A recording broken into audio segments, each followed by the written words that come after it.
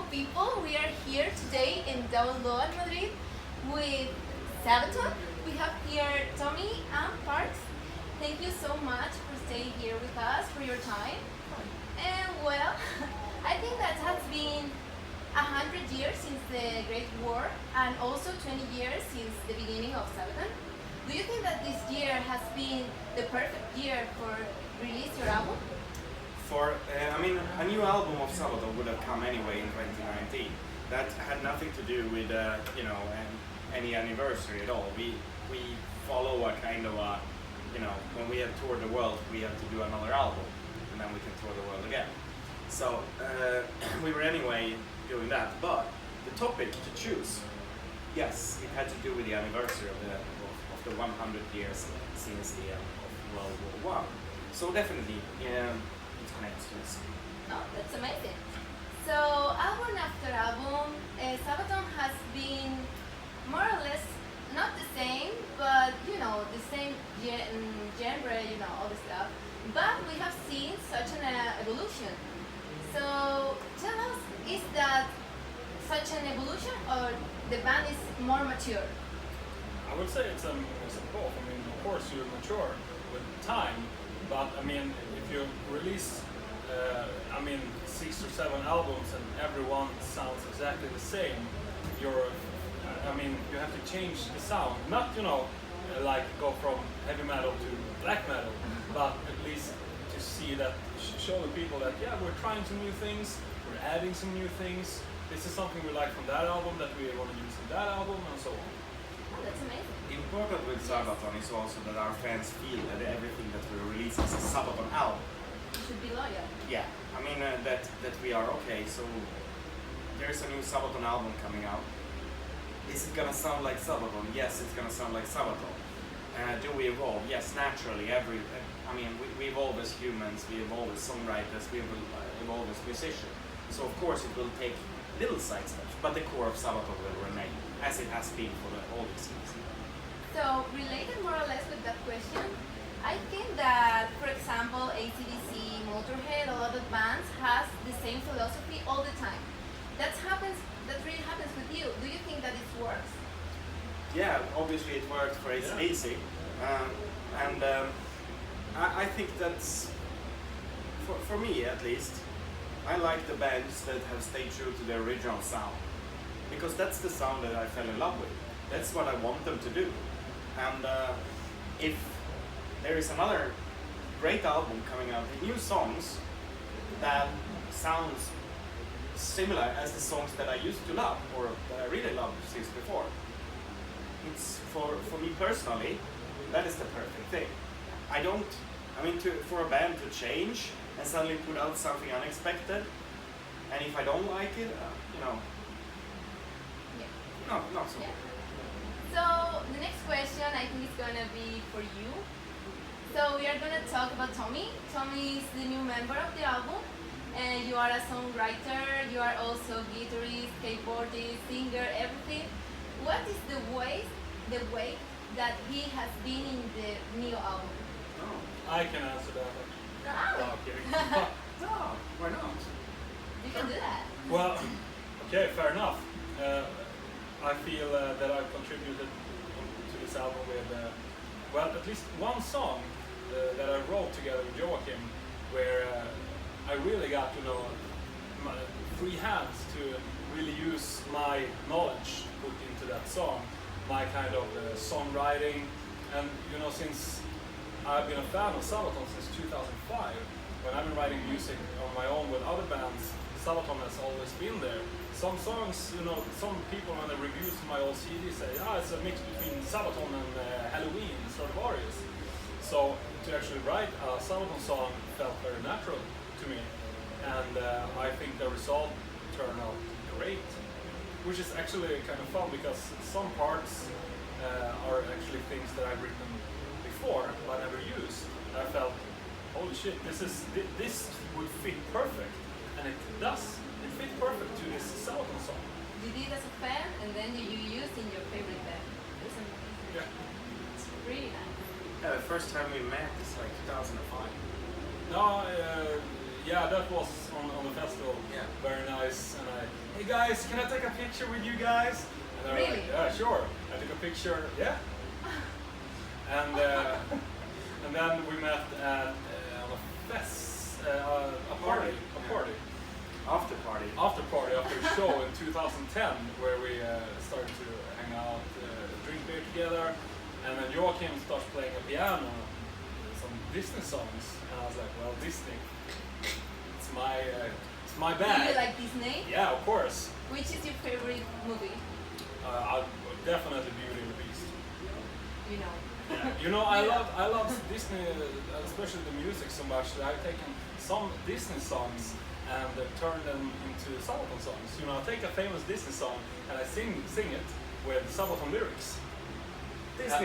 Disney Tone, it's called. Oh, And it became a huge success on Instagram. When such a nice mix.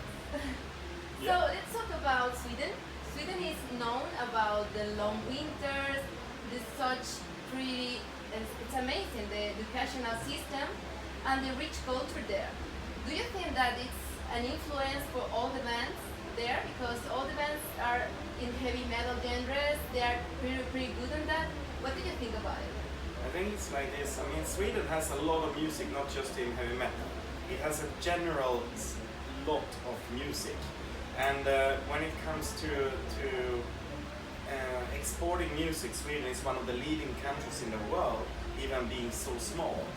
Why it has to do with this? Yeah, sure, we have a rich sort of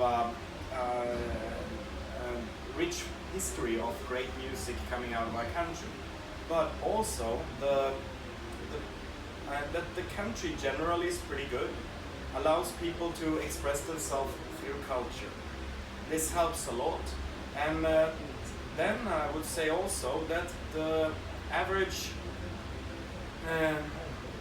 so to say, the average atmosphere of the people allows for this. I think there's a general difference between Sweden and England or US, is how people treat each other. So there's a thing everybody has, especially when you are in a band, you're young and you start it, the first thing you want to do, you want to play a concert. That's your dream, just any concert. The first concert you ever play will be awesome, no matter if it's just one person. Your parents will be there and they will say that it's brilliant. Okay, and if you're in Sweden and you come to your first concert, the circumstances will be pretty good. You will have, everything will work, somebody will be helpful, you will get some food, even when you are 12 years old. If you come to a venue and you are 12 years old and you go to play your first show or something, little thing in England, you'll be treated absolutely like shit.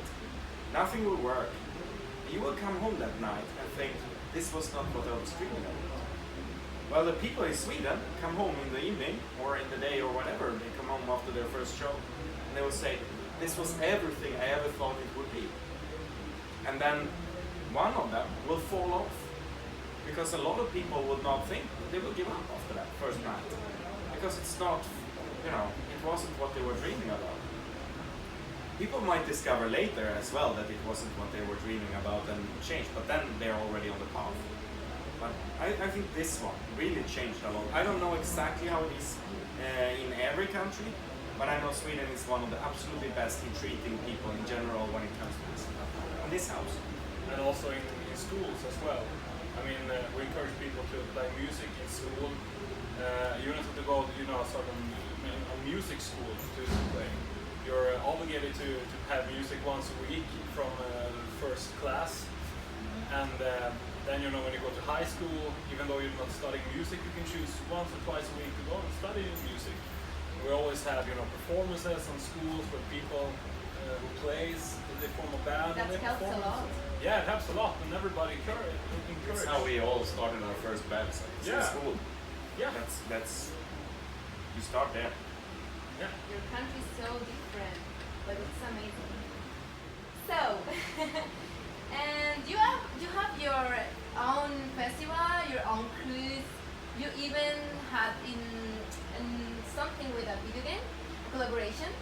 And do you think that you are going to be like his? You are going to have a lot of stuff with your name?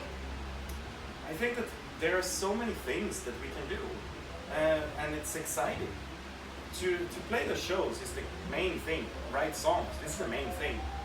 But there are so many more things we can do that is exciting. Partly to try, but also to further develop. And it helps the band in a lot of ways. It's exciting. I mean, the festival in itself, it has sort of a way for us to invite our friends to come and play with us. You know, bands and stuff. This is sort of a little bit how it works. And and all the other projects that we are doing, I think they're all exciting. Some of them maybe not turn out to become, but there are constantly so many of them. And some collaborations that we have been doing with games, for example, and stuff, they work very well.